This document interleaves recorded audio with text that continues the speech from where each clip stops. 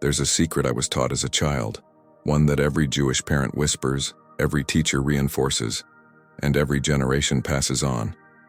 It's not written on paper. It's etched into how we speak, how we think, and how we rise when life tries to break us. But before I tell you what it is, I want you to do something simple. Write in the comments one phrase you say to yourself when life gets heavy. It could be "I'll survive," or "everything happens for a reason," or even "why me?" Write it down. Because naming your internal voice is the first step in transforming it. When you bring your private language into the open, you start to see its power, how it builds or destroys your resilience.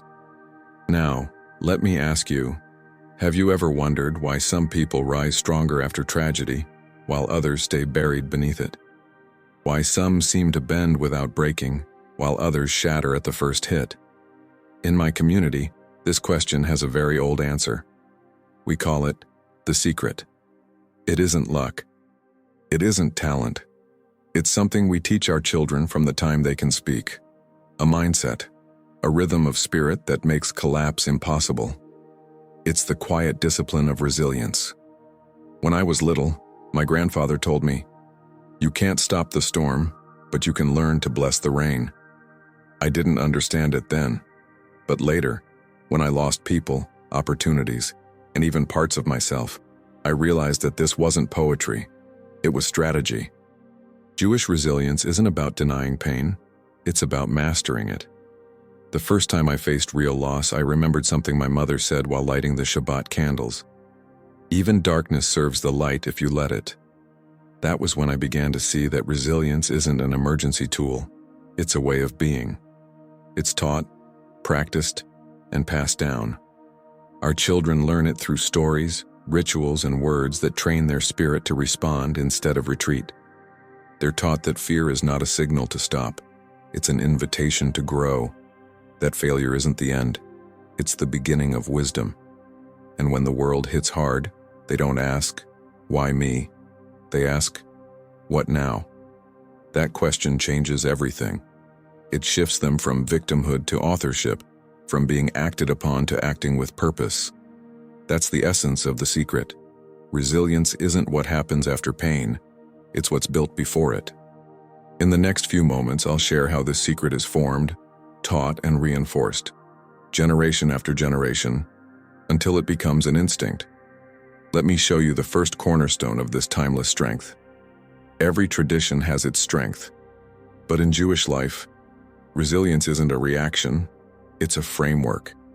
It's woven into the rhythm of daily living, the stories told at dinner, the songs sung on Fridays, the way parents speak to their children when they fail.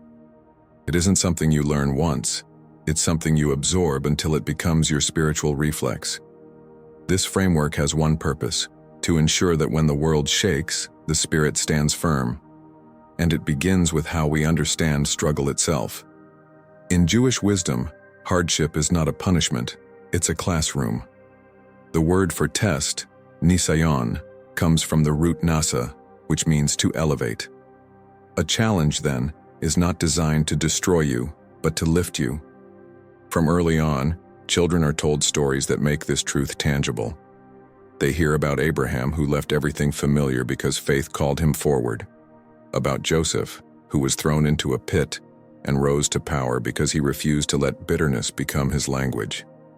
These stories are not history lessons, they are training manuals. They teach children to see difficulty not as danger, but as divine instruction. And it's not only in stories, it's in speech. In our homes, we don't say, "This is bad." We say, "Gam zu ledova." This too is for good. It's not blind optimism, it's strategic faith. It rewires the mind to look for meaning instead of misery. That phrase alone, repeated enough, turns panic into patience. This framework of resilience has three pillars that every child grows up hearing again and again. The first is emunah, trust beyond evidence. The second is tikkun midot, refining character through pressure. And the third is kafitsat neshama, the soul's ability to leap forward even when the body feels stuck. Together they form an inner architecture of strength that no crisis can fully destroy. Parents teach these principles not through lectures but through living. A mother who blesses her child before sleep, even after a painful day, teaches emunah, faith in the unseen. A father who apologizes, who keeps showing up, models tikkun midot, the art of becoming better, not bitter. And a grandparent who starts over after loss teaches kefitzat neshama, the courage to move when movement seems impossible. Over time, children don't just learn resilience, they inherit it. It becomes their instinct. They face life's blows with quiet endurance, not because they're fearless, but because they've been taught that fear is not the enemy. Stagnation is. That's how the framework is built. Story by story, word by word, act by act. And from this root grow three timeless principles that shape the Jewish response to suffering. Principles that turn despair into growth and survival into mastery. Let's begin with the first. The art of trust beyond evidence. The first pillar is emunah, trust beyond evidence. It's not a passive kind of faith, the kind that waits for miracles to fall from the sky.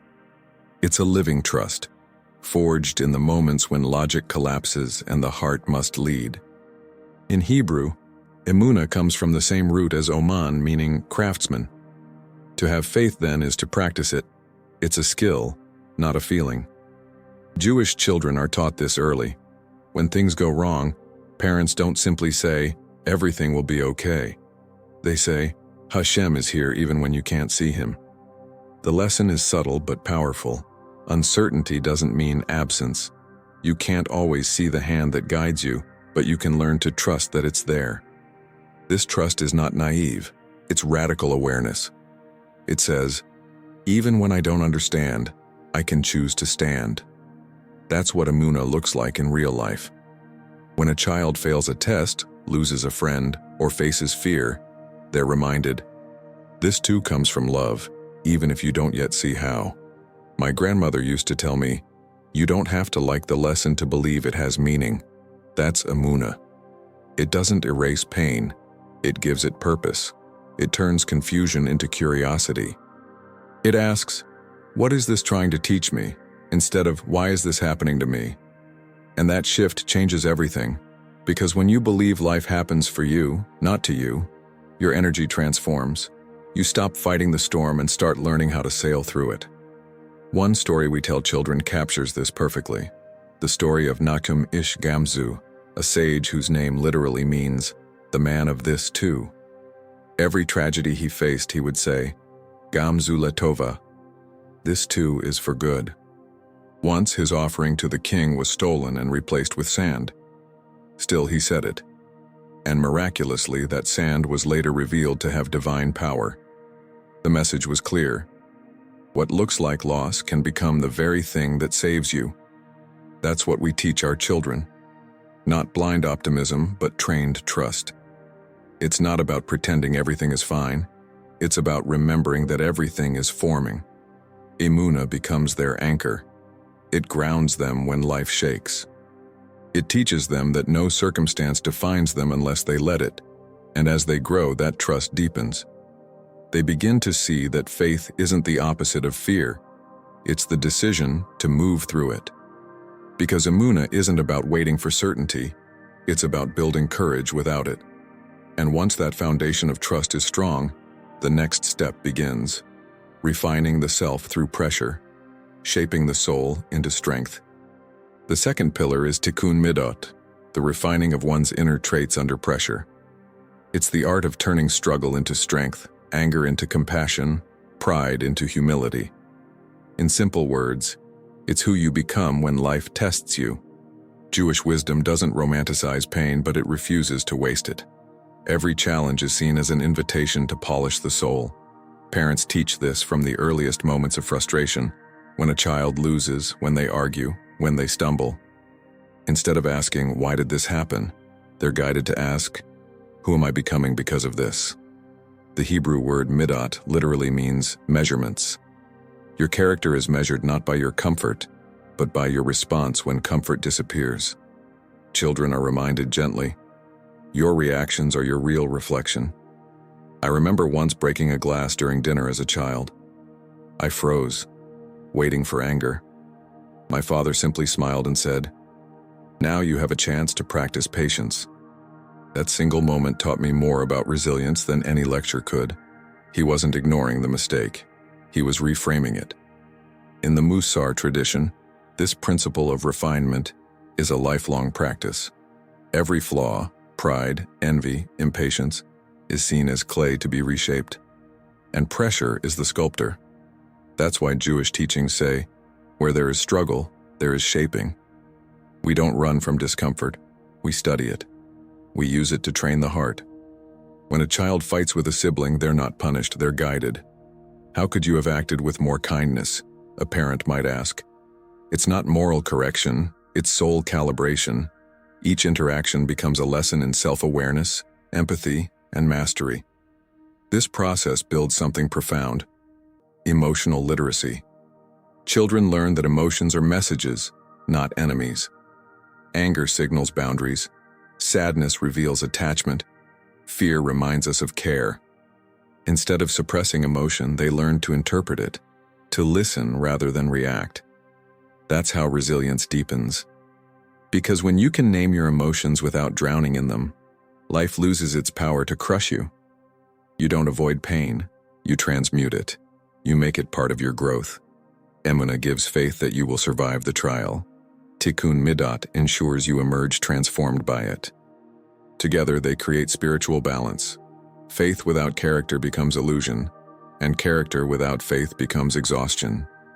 And when these two forces work together, trust and refinement, the soul becomes unbreakable. It bends, but it never breaks. That's what Jewish children are taught long before they face the world. Don't run from the fire. Learn from its warmth. And once the heart is refined, there's one final pillar that completes the secret, the principle that transforms inner strength into outward movement. The third pillar is Kefitzat Neshama, the leap of the soul. It's the belief that in moments of hardship, the spirit can move faster than the body, that strength can arrive before evidence does. It's a call to motion when everything around you says to stop. Jewish children are taught this truth not through mystical stories alone, but through lived practice. Whenever life tightens, we're told, keep moving, do something, pray, learn, help someone, take a step, no matter how small. Movement in this view isn't a reaction, it's a declaration of faith. There's an old teaching that says, God cannot steer a parked soul. In other words, divine guidance meets you in motion. The energy of life responds to momentum. That's why stagnation is considered the real enemy. It dulls the soul, freezes potential, and whispers that you've already lost. Children grow up hearing stories of people who refuse to stop. Miriam dancing by the sea even before the waters closed. David running toward Goliath with a stone and conviction. These are not stories of victory. They are stories of movement. They teach that courage is not the absence of fear, but the decision to walk through it. My own father used to tell me, when you feel trapped, move your mind. He meant that the first step forward doesn't have to be physical. It can be mental, emotional, spiritual. The moment you choose to act, no matter how small, you break the illusion of paralysis. You remind your soul that it was built to advance. This pillar also teaches a powerful law. Every action carries spiritual weight. A small act done with intention, helping a neighbor, lighting a candle, speaking kindly, creates ripples that go far beyond what the eye can see. Jewish children are taught that movement, when guided by goodness, multiplies energy. Stillness, when driven by fear, drains it. That's why in the Jewish mindset, even rest has purpose. The Sabbath, for example, is not a pause, it's sacred renewal. Stillness there is not stagnation, but preparation, a gathering of strength to leap again. Every rhythm of life, work, rest, action, reflection, exists to keep the spirit in motion. And when motion becomes natural, despair loses its grip. Because you can't fall if you're already moving forward. Kefitzat Neshama completes the trio. First comes Emunah, trust beyond evidence. Then Tikkun Midot, refinement through trial. And finally, Kefitzat Neshama, movement that transcends limitation. Together, they form the backbone of the Jewish resilience framework, a living blueprint for overcoming whatever life throws your way. And now that the three pillars are in place, the question becomes, how are they taught? How do parents turn these grand ideas into daily habits so that even a child can live them without words? At home, the teaching begins not with lessons, but with atmosphere. The walls themselves seem to hum with rhythm, the rhythm of gratitude, of reflection, of faith expressed through ordinary moments. Every home becomes a classroom of resilience. Jewish parents know that children don't learn by what they're told. They learn by what they witness. That's why the principles of Emunah, Tikkun Midat, and Kefitzat Neshama are hidden inside small, consistent rituals. These rituals train the heart through repetition until faith becomes instinct. Each morning begins with Modeh Ani, a short prayer that means, I thank you, living and eternal King, for returning my soul to me. Before eyes even open fully, gratitude is spoken. It's not about religion, it's about rhythm. The day starts not with complaint or chaos, but with thanks. Children grow up absorbing the message. If you begin with gratitude, you can face anything. Then there's the practice of blessing the food. Baruch Hashem, thank God, is whispered before eating, after eating, when good news arrives, when small things go right. The repetition builds a pattern of perspective. Every blessing trains the mind to look for meaning instead of misfortune. Even the Shabbat table with its light and laughter is a classroom of calm. Parents slow down, stories flow, songs rise, and for 24 hours the world's noise fades. Children watch adults trade hurry for holiness, and they learn the unspoken lesson. Rest is not escape, it's strength restored. Language, too, becomes a tool. Parents carefully avoid hopeless phrases like, it's over, or I can't. Instead, they speak in continuations. We'll find a way. There's something to learn here. Tomorrow is another chance. The tone of speech builds the emotional climate of the home. Words become seeds of endurance. And when something breaks, an object, a plan, or a heart, the family doesn't rush to fix it. They pause. They name what happened, bless the lesson, and then act. This pause is sacred. It teaches patience and awareness before reaction. Children absorb this cadence of consciousness without needing it explained. Even discipline reflects this philosophy. A child who lies isn't shamed. They're asked, what truth were you afraid to tell? A child who fails isn't scolded. They're told, now you know what needs more care. Correction becomes connection. These practices don't make life easier. They make the spirit stronger. Because a child raised among rituals of awareness doesn't crumble when the world trembles. They've already learned that calm isn't found, it's cultivated. And when these lessons are lived daily, when gratitude, refinement, and motion become a home's heartbeat, they prepare a child not just to survive storms, but to walk through them with light. But home is only the beginning. Beyond those walls, the wider community reinforces what the family has planted. Outside the home, the teachings take shape in the community, in schools, in camps, in synagogues, and in every shared ritual that binds one person to another. What begins as a household rhythm becomes a cultural heartbeat. The community doesn't replace the family, it strengthens its walls, giving every child a network of mirrors that reflect the same truth. You are never alone in your struggle. In Jewish schools, lessons in resilience are often hidden inside stories and songs. Children learn about ancient figures who faced impossible odds and overcame them not through might, but through faith, integrity, and perseverance. They study history not as a series of tragedies, but as a testimony of survival, each generation carrying the next through courage and memory. Every holiday reinforces this rhythm of recovery. Passover teaches freedom after oppression. Hanukkah celebrates light after darkness. Purim reminds that laughter can rise even from fear. These aren't just commemorations, they are psychological training grounds. Each festival tells the child, no matter what happens, you will rise again. At summer camps, this resilience takes a physical form. Children climb, fall, try again. They sing around fires, learning unity in uncertainty. They share stories of ancestors who built hope from exile, And suddenly, their own small struggles, failing a test, losing a friend, facing rejection, become part of a greater legacy of endurance. Mentorship plays a sacred role too. Rabbis, teachers, youth leaders, all act as extensions of the family's faith. They remind children that strength is not silence and that community isn't a luxury. It's the fabric that keeps the soul from unraveling. When one child stumbles, others lift them. When one doubts, another believes for them until they can believe again. Even the act of prayer in community carries an unspoken power. Standing shoulder to shoulder, voices rising in shared rhythm, every individual becomes part of a collective pulse. A child learns, "My voice may tremble, but it is never alone." In moments of national or communal challenge, this unity becomes living proof of resilience. When tragedy strikes, a loss, a crisis, an act of hate, the community gathers not only to mourn, but to rebuild.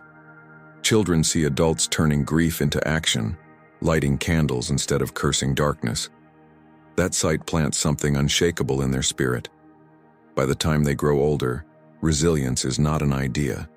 It's their second nature. They don't ask if they'll survive. They already know how. And that's the beauty of this system. It doesn't isolate strength inside one family or one child. It multiplies it across generations, across neighborhoods, across history itself. Now, the question becomes, how can you apply this same secret, even if you weren't raised inside this tradition? Because the wisdom, though ancient, was never meant to belong to one people. It was meant to belong to all who seek to rise. You don't need to be born into the tradition to live its wisdom. The secret works because it's human before it's cultural. These principles, trust, refinement, movement, are universal laws of resilience that anyone can practice, anywhere. What matters is not heritage, but intention. So let's translate them into your life, right now. Start with Emunah, trust beyond evidence. Ask yourself, what do I place my faith in when everything falls apart? It doesn't have to be religious. It could be the quiet belief that life has rhythm, that growth hides inside chaos. Write one sentence that reflects that trust. Maybe, I believe this moment will shape me for the better. Speak it every morning until it becomes natural. Then, tikkun middat, refinement through pressure. This one is about who you become, not what you gain. Choose one trait that weakens you when things get tough. Impatience, anger, self-doubt. Name it. Then set a tiny challenge this week to train it. If impatience rules you, practice waiting without complaint once a day. If anger flares, pause before reacting. This is soul training. Every repetition carves strength where weakness once lived. And finally, kefitzat neshama, the leap of the soul. This is motion in the face of paralysis. When you feel stuck, ask, what small act could I take right now? It could be sending a message you've avoided, writing down a plan, or simply stepping outside for air. Don't wait for clarity to move. Move to create clarity. Together, these practices build the same resilience Jewish children are raised with. Faith that life serves a purpose, discipline to grow through pain, and the courage to move even when you're afraid. You can also borrow the small rituals that sustain the mindset. Begin your day with gratitude, just one sentence of thanks before you touch your phone. End your day with reflection. Ask yourself, what did I learn today that made me stronger? Over time, these habits build emotional muscles no storm can weaken. And if you have children or people who look to you for guidance, teach them by example. Let them see you fail and rise. Let them hear you bless your challenges, not curse them. Let them watch you move through fear with grace. That's how the secret passes on, not by words, but by witness. This isn't about becoming Jewish. It's about becoming resilient in the way that ancient wisdom teaches, with awareness, humility, and motion. So I want to invite you again, write in the comments one phrase you'll begin saying to yourself when things go wrong. Let's replace I can't take this with I'm growing through this, because resilience isn't reserved for the chosen few. It's a choice that anyone can make right here, right now. You're not just watching a story, you're stepping into a blueprint. I didn't always understand this secret. For years I thought strength meant control, working harder, planning more, pretending I wasn't afraid. But when life took everything familiar from me, control was the first thing to vanish. That's when I stumbled upon these teachings, not in a book, but in a moment of quiet defeat. I remember sitting in my small apartment, bills scattered on the table, feeling the weight of failure. I had done everything right, or so I thought, but nothing worked. I whispered, "I'm done." The room echoed it back like a prayer turned backward. And then, almost unconsciously, another thought followed. But maybe I'm being shaped. That single shift, seeing loss as shaping rather than ending, opened something in me. I began reading, listening, learning. I found stories of my ancestors who survived exile, persecution, loss, yet built again with the same hands that buried their dead. I saw that what carried them wasn't luck, it was design. Slowly, I began practicing what I had once dismissed as simple words. I started my mornings with Mode Ani, thanking life itself. I trained myself to say Gam Zu Latova when plans collapsed. At first, it felt forced, almost dishonest. But repetition became rhythm, and rhythm became truth.